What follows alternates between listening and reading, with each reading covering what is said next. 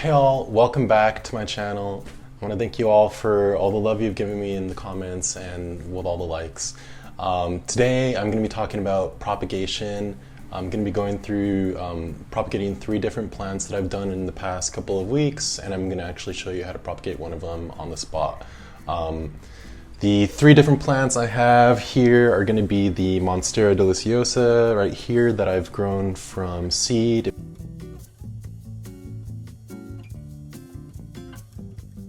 I'm also going to be talking about this Monstera adansonii over here, how I propagated this. This is all brand new growth, and I have a ton more cuttings now from it that I've given away. And finally, I'm also going to be talking about this Rhaphidophora tetrasperma in this hanging pot over here. So let's get to it. So if you follow me on Instagram, you'll know that I have been growing a lot of Monstera deliciosas from seed, and it is this plant right here. And it's sometimes called like Swiss cheese plant, sometimes just Monsteras, but they're great plants. They're, you know, relatively quick growers too, and sometimes I like to share them with friends. So today I'm going to be making a cutting from this, and then I'm going to show you how to root that cutting and what you'll need. So a lot of the time, some people will think that you can just cut a Monstera right here at basically the stem of the leaf itself, and think that will produce a viable cutting, and actually it won't. What you need primarily to grow a cutting from this plant is you need a piece of the main stem right here. If you don't have that, you're not going to have any luck growing this plant or propagating it. So I'll show you in a zoomed up version, but the stem is essentially where all the aerial roots come out of. And you'll know the aerial roots because they're all these little kind of octopus-like arms coming out of the plant. And these are very important because this is what's going to convert into a normal root and provide your Monstera with nutrients. So when you are looking for a candidate for a cutting, you're going to want to be looking for a aerial root. So you're going to be looking through here and finding, okay, here's an aerial root right here, here's an aerial root right here. It's kind of hard to say.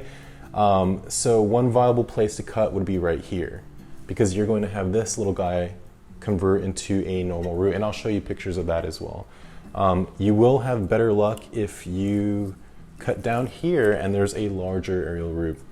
So I think that's what I will do, is cut a little.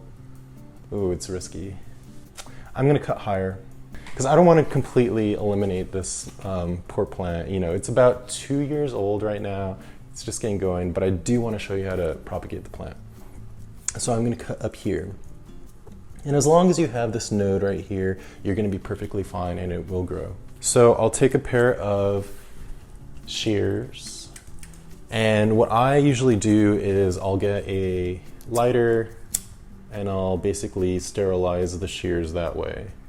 You can also use some alcohol, but I take these outside. I cut all sorts of nasty things out there, things with pests, things that are dying. So I like to basically just run a flame over it, and it helps with sterilizing it. Another thing that you're probably going to want is a wide mouth jar. This is basically a mason jar. This is perfect for a larger plant like a Monstera. You could get away with something much smaller for a smaller plant, but these have quite a large area. So, all right, let's make this cut here. It's kind of nerve-wracking, but I think that will do it.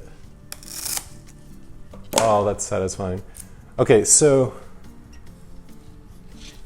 I'll show you up close. This is a really nicely sized cutting right here. Main thing, like I said, is that you have a bit of the stem and you have an aerial root. What you can do with this now are 2 different things. You can either put it in, like I said, a mason jar with some water, and you'll do water propagation. Water propagation is great because you're not going to be worried about the plant obviously running out of moisture. Another thing you can do is you can use rooting hormone, and what you'll do is, I guess I don't need you. Rooting hormone, this says its active ingredient is indole-3 butyric acid. No idea what that is, but you know, I bought it, and I usually just sprinkle a little bit up here, or a ton. And then you can just kind of dab your plant with it. You don't need much. And it's ready to go. What you would do is you put it directly into moistened soil. But the main way that I like to propagate these cuttings is putting it directly into water. And this is a great way to keep your plant alive, and you don't have to worry about it too much. If you try this rooting hormone method, there's a little bit more risk there. You are hoping that it will develop enough roots in time to support the foliage that it has. Usually it's fine, but this for me is usually more of a foolproof way of doing it.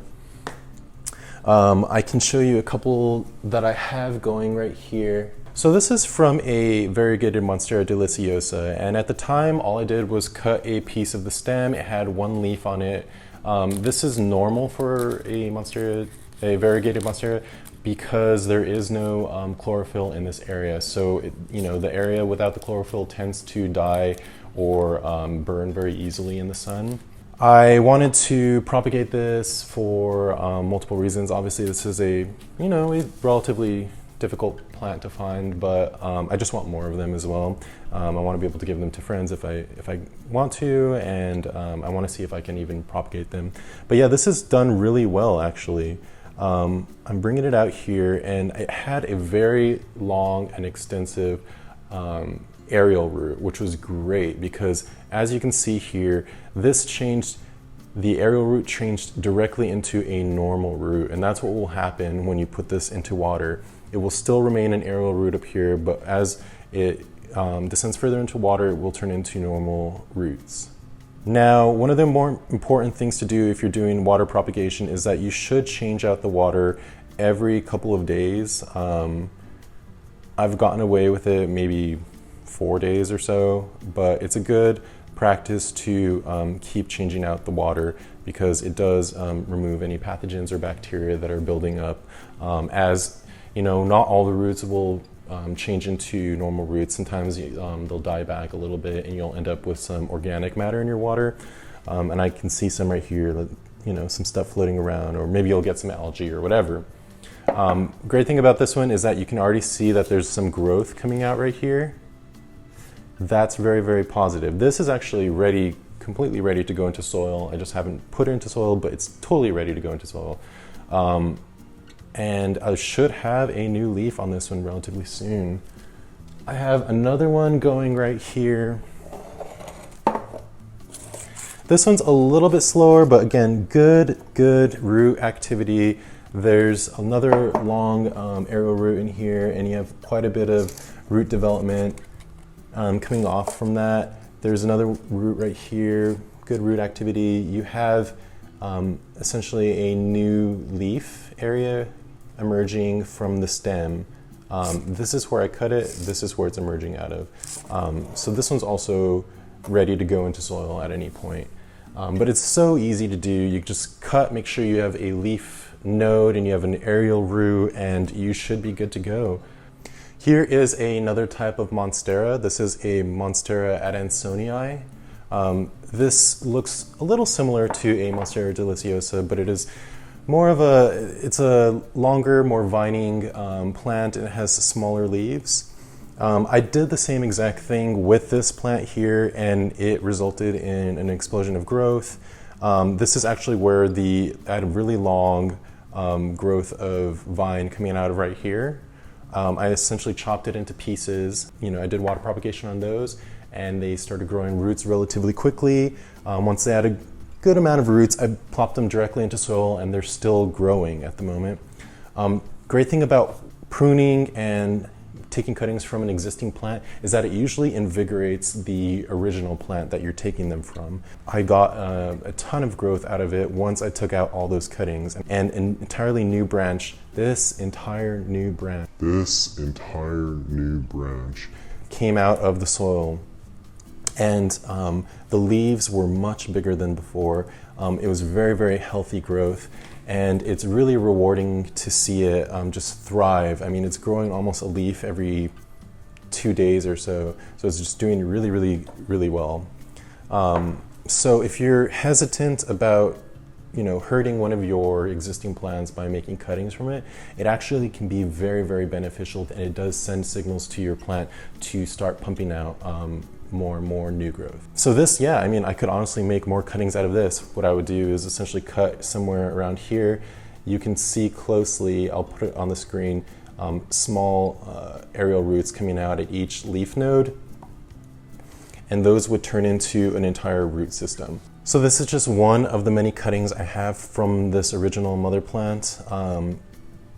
Yeah, like I said, growth has been very, very quick with it.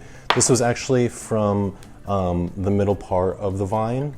So there was more existing plant this way and more existing plant that way. So you can actually take it from the middle as well.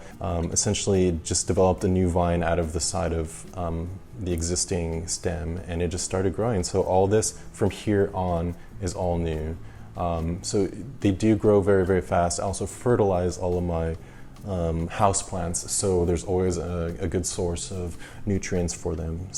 And then finally, I want to show you one other plant. Okay, so this is a Rhaphidophora tetrasperma. I have it in a hanging planter, so that's why this hanger is on it. But I also did the same process to this, and it blew up with growth. It's really amazing what pruning can do. And I took the cutting from the very end of this vine right here is one single vine, and once I did that, several different stems started emerging from the base of the plant itself. So it's just really, really happy right now. It just exploded with growth, and it's just doing very well. So I would really encourage you to consider pruning, giving cuttings to friends, and you'll actually be rewarded in more and more growth.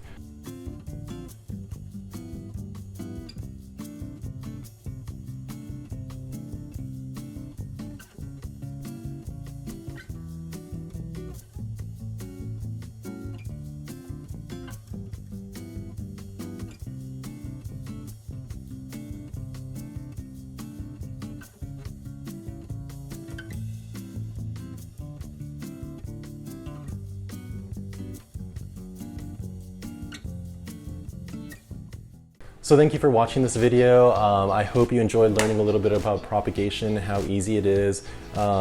If you have any questions, put them in the comments below. I always love hearing about what you all have to say. And any ideas on future videos and things that you're interested in, please put those in the comments as well. Of course, like and subscribe and all that good stuff. And I hope to see you in the next video. So thank you.